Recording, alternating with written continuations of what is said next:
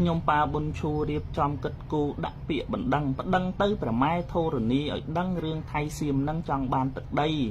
ប្រាសាទតំន់តូចប្រាសាទតំន់ធំបុព្វបរោះខ្ញុំកសាងផ្ទាល់ដៃ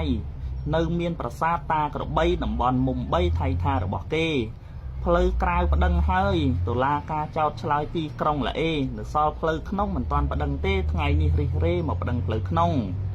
ម្ចាស់ទឹកម្ចាស់ដីម្ចាស់ព្រៃប្រឹក្សាប្តឹងអស់ទេវតារក្សាដែនដីព្រះម៉ែធរណីជួយពិសាកសីបើថៃបំភ្លៃសូមឲ្យវិនិច្ឆ័យឲ្យដូចទំនាយបាំងកករលាយដោយរឹតដៃចេះបំពេញដីខ្មែរត្រូវតែវិនិច្ឆ័យទោះចង់រត់ជិះក៏ជិះមិនរួច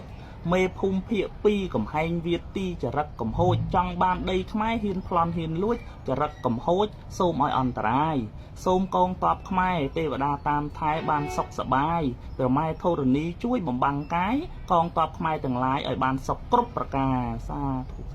ធុ